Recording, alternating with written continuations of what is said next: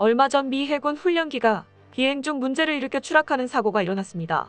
추락한 미 해군의 훈련기 기종은 T-45 고스호크로 그 훈련기 안에는 숙달된 비행교관과 초보 학생 조종사가 타고 있었고, 이들은 비행훈련 임무 중 기체 고장을 일으켜 두 조종사는 비상사출했습니다.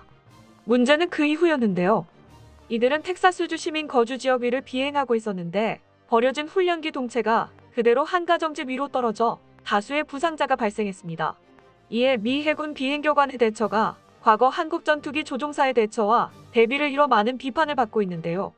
미국 시민들도 언제 다시 자신들 머리 위로 비행기가 추락할 줄 모른다는 생각에 이번에 빨리 노후화된 기체들을 정리하고 새로 검증된 훈련기를 도입하라고 미 해군에 요구하고 있습니다. 그러면서 이들은 한국의 고등훈련기 T-50에 다시 주목하고 있습니다. 그 이유는 동남아 국가들이 빈약한 국방비로도 계속 한국의 T-50 훈련기 도입을 고집하고 있기 때문입니다.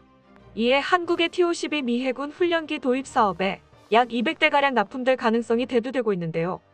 과연 미국의 훈련기가 왜 추락했으며 왜 미국 비행교관이 한국의 조종사와 비교당하며 비난받고 있는지, 그리고 미국이 왜 다시 T-50 고등훈련기에 관심을 보이고 있는지 알아보겠습니다. 세계에서 다시 일어나선 안 될 끔찍한 사고가 미국 텍사스주에서 일어났습니다.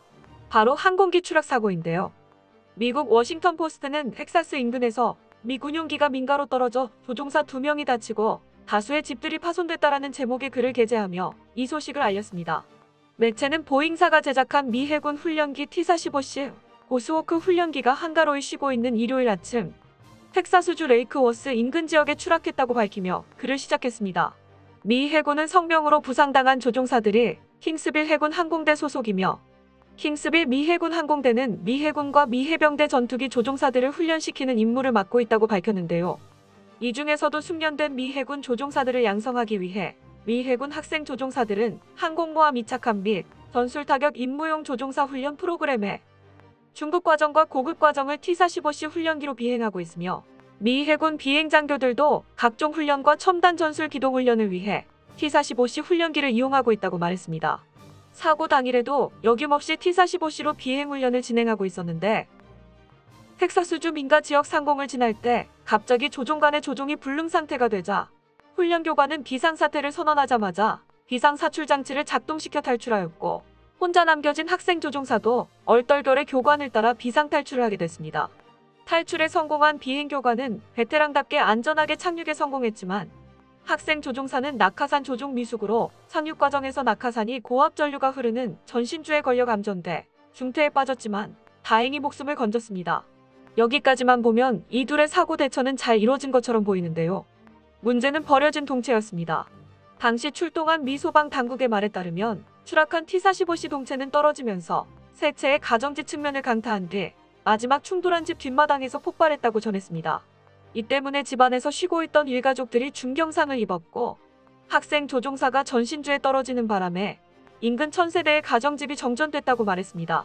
이 사건으로 미 해군 비행교관의 행동이 한국의 전투기 조종사가 했던 일을 회자시켰고, 미 해군 비행학교 인근 주민들은 한국의 전투기 조종사가 했던 행동과 정반대의 행동을 한 비행교관의 무책임한 대처에 비난하기 이르렀습니다. 다시 회자된 한국 전투기 조종사는 바로 대한민국 공군 전투기 조종사였던 이상희 대위였는데요. 지금으로부터 30년 전 당시 중위였던 이상희 대위는 광주시 유덕동 한마을 200m 상공에서 전투기 훈련 중이었습니다. 훈련을 마친 이 대위는 착륙 준비를 하는 와중 200m 상공에서 다른 전투기와 충돌에 급하강하는 일이 벌어졌는데요. 당시 이상희 대위가 조종하던 F-5A는 심각한 손상을 입어 검은 연기를 내뿜었고, 이내 전투기가 수평을 잃어 조종이 불가능해졌습니다. 여러 목격자들의 말에 따르면 다른 전투기를 타고 있던 조종사는 즉시 비상사출하여 안전하게 탈출에 성공했는데 이 대위는 바로 탈출하지 않았고, 이 대위가 탄 F-5A 전투기는 착륙 지점을 찾는 듯한 비행을 이어갔다고 전했습니다. 한참을 아슬아슬하게 비행하던 F-5A 전투기는 결국 안전하게 착륙하지 못하고 마을 인근 미나리밭에 떨어졌으며 탈출하지 못한 이 대위는 젊은 나이에 하늘의 별이 됐습니다.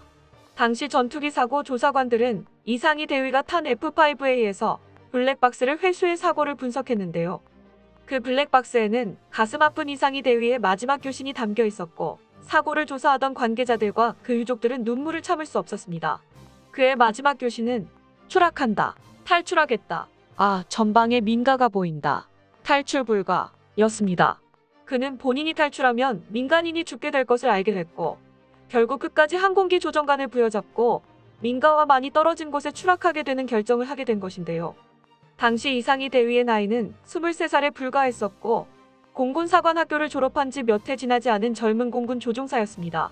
한국 공군은 무고한 이들의 죽음을 막기 위해 자신의 목숨을 포기한 이상희 대위에게 1계급 특진과 함께 보국 훈장 광복장을 추서했고 사고 지점의 추모비와 함께 그의 희생정신을 기리는 상위공원을 지어 인근 지역 사람들로 하여금 평생 기억할 수 있게 했습니다. 이렇게 어리고 경험이 많이 부족했던 이상희 대위도 자신이 지켜야 하는 국민의 생명을 소중히 여기는데 미 해군 비행교관은 경험도 많고 누군가를 가르치는 입장에서 우리가 목숨을 담보로 한 희생을 강요할 순 없지만 그래도 최대한 민간인들의 피해를 줄이려 조금이라도 노력했었더라면 어땠을까 하는 아쉬움이 남습니다. 피해 지역 미국 시민들은 단순히 비행교관에 대해서만 비난을 하고 있진 않습니다. 미 해군 훈련기인 T-45C 고스호크가 최근까지 끊임없는 추락사고를 기록하고 있는데 조종사들과 본인들의 안전을 우려하고 있는 것인데요. 워싱턴 포스트는 6개월 전에도 이와 비슷한 사고가 있었다고 밝혔고 3년 전에도 미국 테네시주에서 추락사고가 발생했었습니다.